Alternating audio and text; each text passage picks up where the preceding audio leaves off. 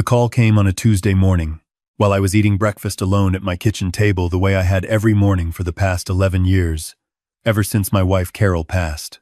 My son's name lit up the screen. I remember thinking that was strange, because Daniel never called before noon. He was not a morning person. He had never been a morning person. At 34 years old, he still slept until 10 or 11 most days, and I had long since stopped commenting on it. I picked up. "Dad," he said. "Hey. So, Vanessa and I have some news." I set down my fork. I felt something warm move through my chest, the kind of feeling a father gets when he already knows what the news is before the words arrive. I had been waiting for this call for a while. Vanessa had been looking different lately. I had noticed, but said nothing, waiting for them to tell me on their own terms. "She's pregnant," I said. There was a short pause. "Yeah," Daniel said. 14 weeks. We've known for a while. We just wanted to wait until we were sure. 14 weeks. I did the math without meaning to. They had known for over 3 months. They had sat across from me at Sunday dinners, accepted the checks I wrote without comment, and said nothing. But I swallowed that. It was their news to share when they were ready. I told myself that. "Congratulations, son," I said, and I meant it completely. "That's wonderful. I'm going to be a grandfather." Daniel laughed a little. "Yeah, Dad, you are." We talked for about 10 minutes. He mentioned a gender reveal party they were planning. Something small. Just close friends and family. He said he'd send me the details. We hung up, and I sat there at my table for a long time, looking at the backyard Carol had planted with rose bushes before she got sick. And I felt something I hadn't felt in years. I felt like the future was real again. I should tell you who I am so you understand what comes next. My name is Harold. I am 63 years old. I live in a 3-bedroom house in Riverside, California that I paid off in my 50s. For the past 22 years, I have owned and operated 4 self-service laundromats across 2 counties. It is not glamorous work. I spend a lot of my time in coin-operated machines, talking to technicians, replacing heating elements, and drum bearings. I drive a 2019 Ford F-150 that has a dent on the passenger door. I keep meaning to fix. I wear work jeans and flannel most days.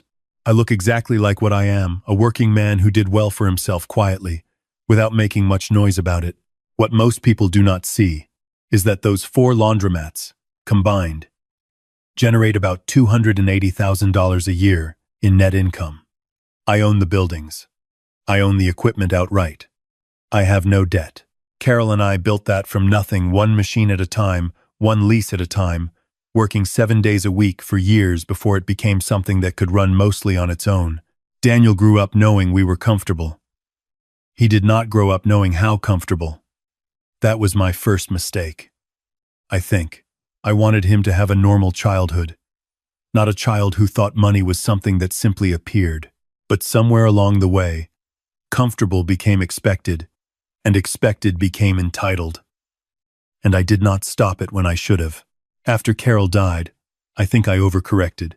I felt guilty for every hour I had spent at the laundromats, instead of at his school plays, at his games, at the dinner table. So I gave him money instead of time, and then when I had more time, I kept giving him money because it had become the language between us.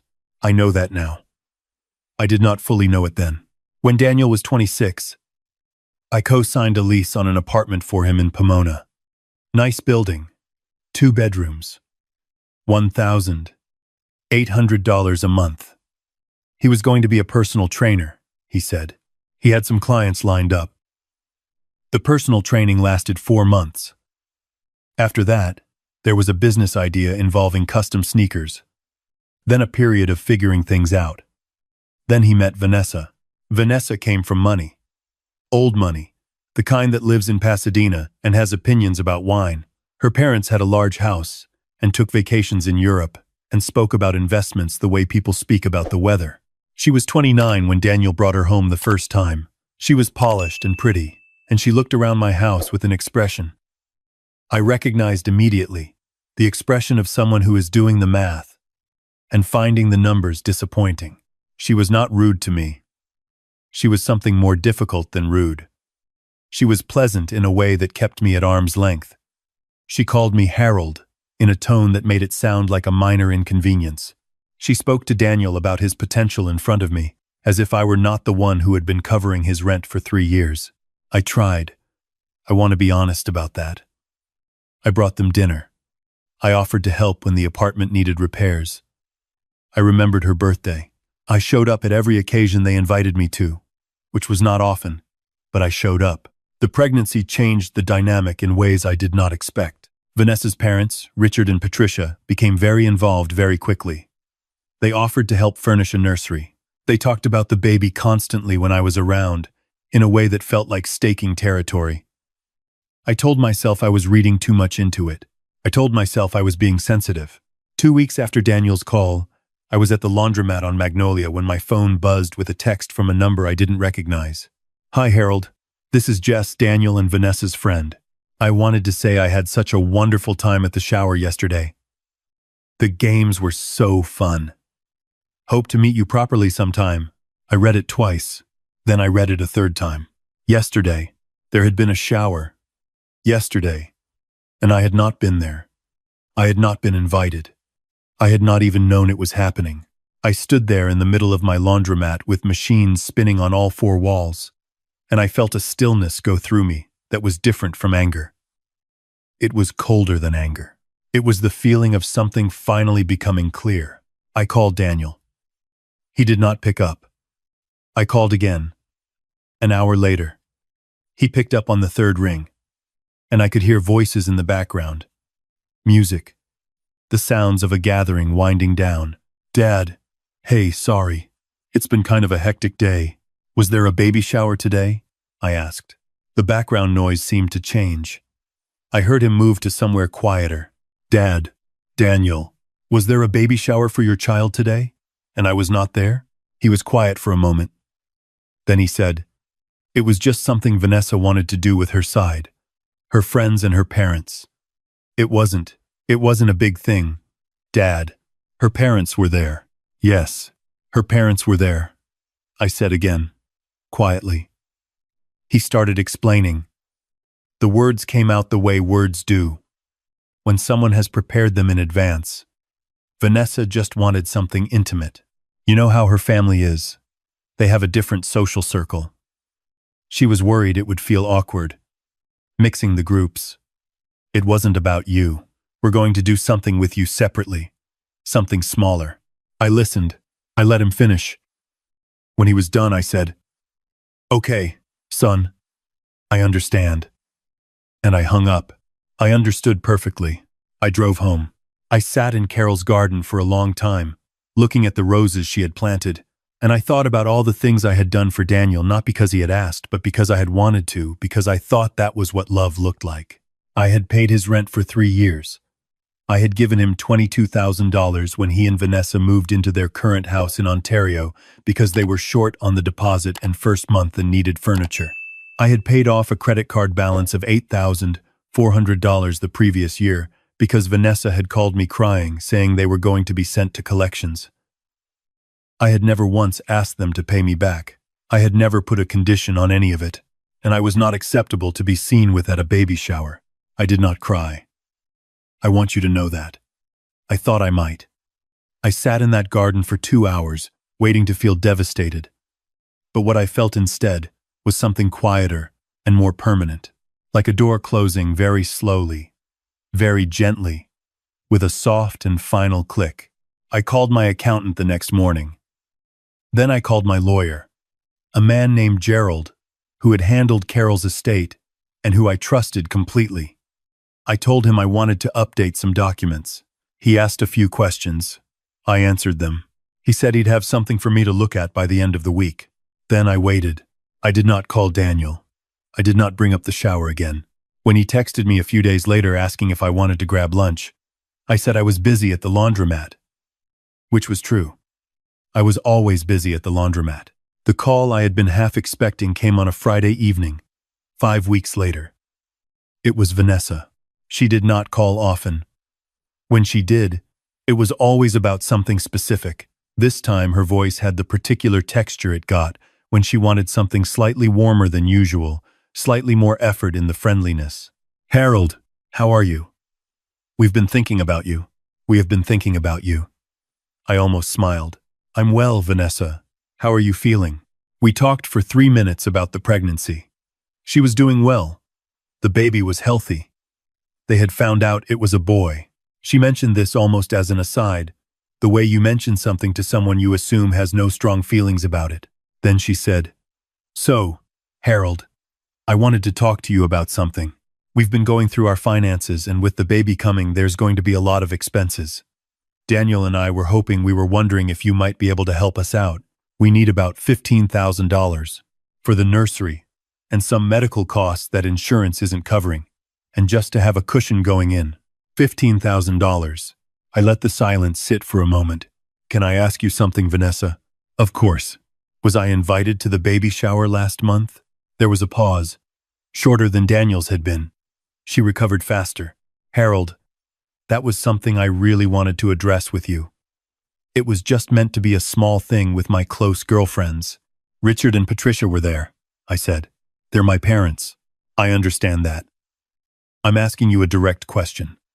Was I invited to the shower, celebrating my grandchild?" Another pause.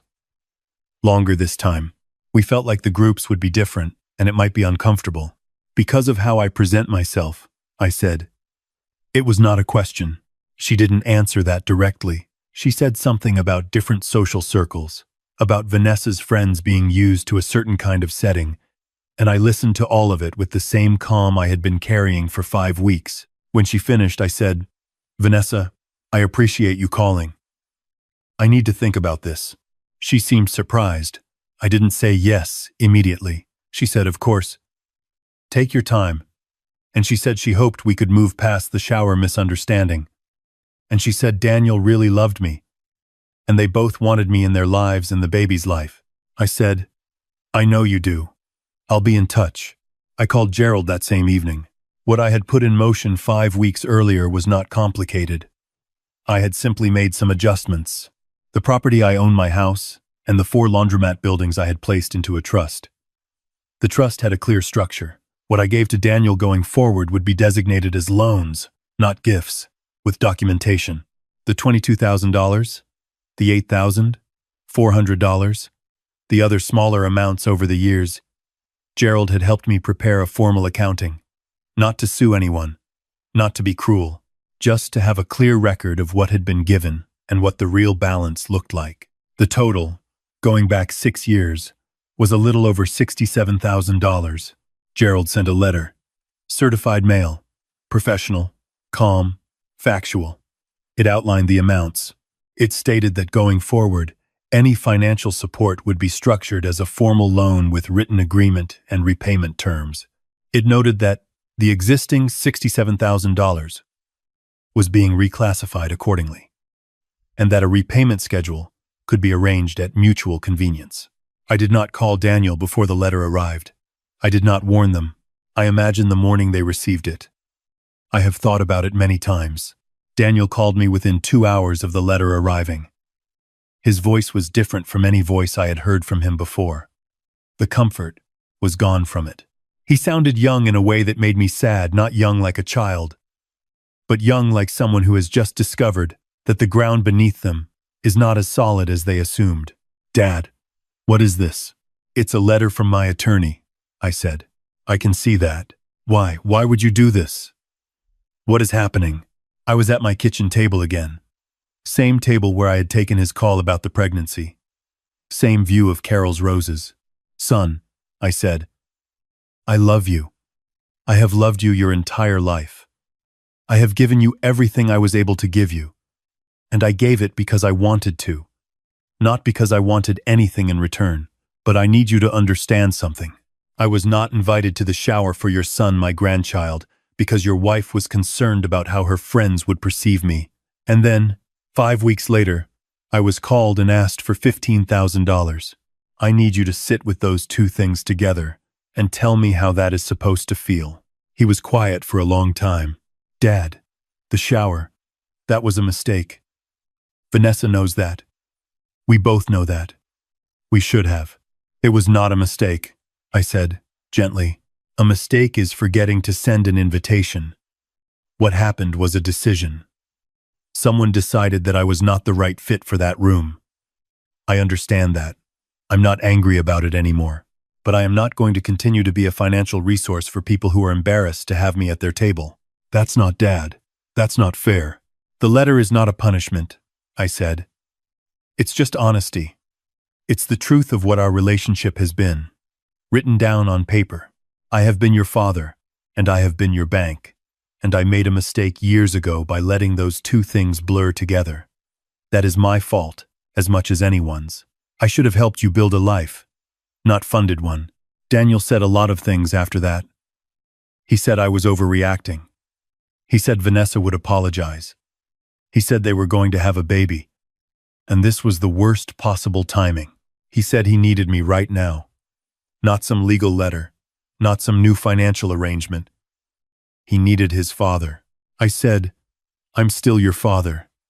That part doesn't change. But I am done being your wallet. The silence that followed was the longest one yet.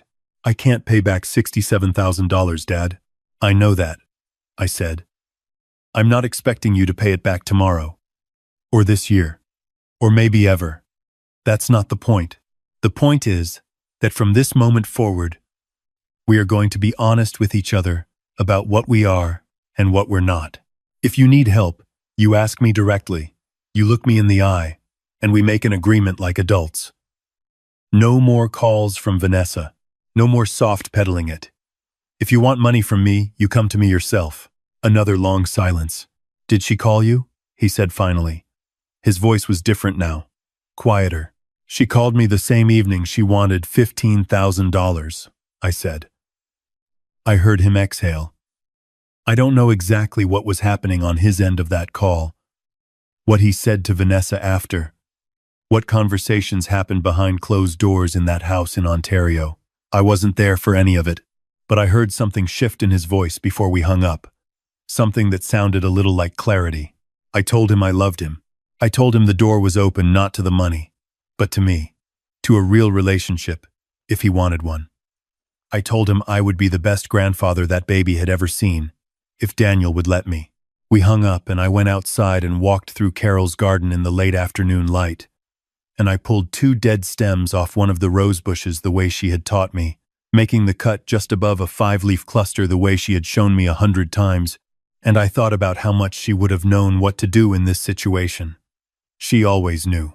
She was harder than me, and kinder than me at the same time, and she would have said what needed to be said 10 years before I got around to it. I stayed in that garden until the sun went below the fence line. The following weeks were quiet. Daniel did not call. Vanessa did not call. I went to the laundromats. I had lunch with my brother Ray, who is 68 and retired, and thinks I work too much. And I told him what had happened. Ray listened to all of it without interrupting, which is unusual for him. When I finished, he sat back in his chair and he said, "You should have done that 5 years ago." I said, "I know." He said, "You feel better?" I thought about it and said yes. He said, "Good. Now eat your soup." Daniel called on a Sunday afternoon about 3 weeks later. His voice had settled into something I recognized from when he was younger. Something more honest in it. Less performed. He said he wanted to talk. Not about the money. Just to talk. We met for coffee at a diner in Fontana, halfway between his house and mine. He was there when I arrived, which was unusual. Daniel had been late to almost everything his entire adult life. He was sitting in a corner booth with his hands around a mug, and he looked tired in a way that had some truth in it. We talked for almost 3 hours.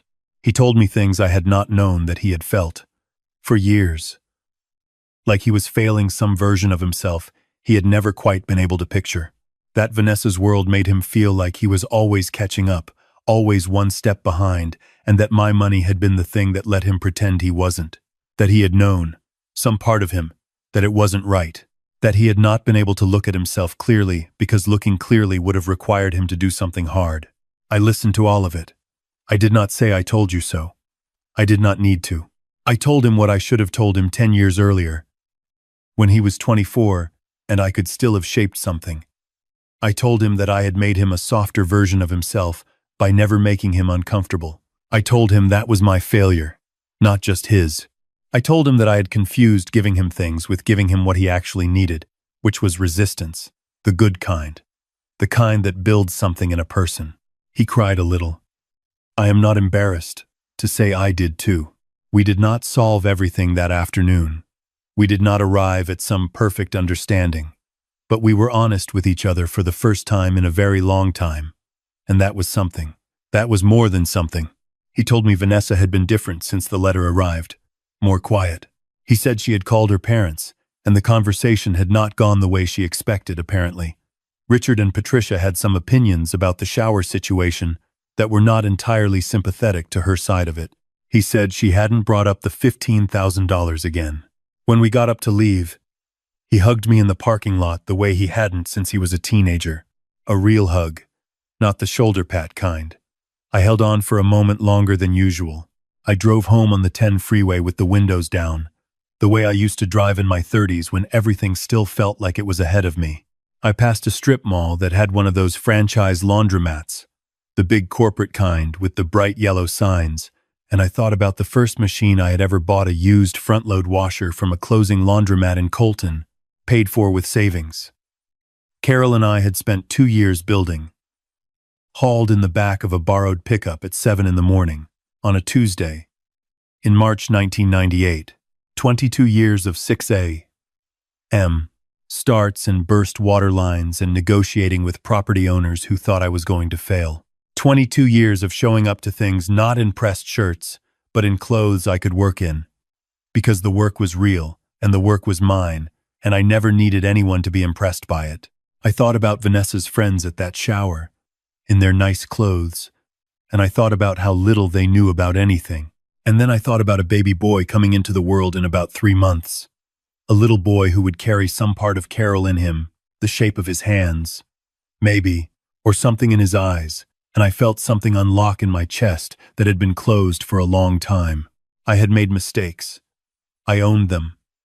I was not the same man I had been a year ago, or 5 years ago, or 10. I had spent a decade filling a hole in myself with money that belonged to someone else's life. And I was done with that. I took the Riverside exit. I passed the laundromat on Magnolia, the first one I had ever bought a building for, and the lights were on inside, machines running, somebody's clothes going around and around in the drum. I have a grandson coming. His name is going to be Owen. Daniel told me that at the diner. He said they had picked it partly because Carol's maiden name was Owen, which I had not known he even remembered. I think Carol would have liked that very much. I know I do.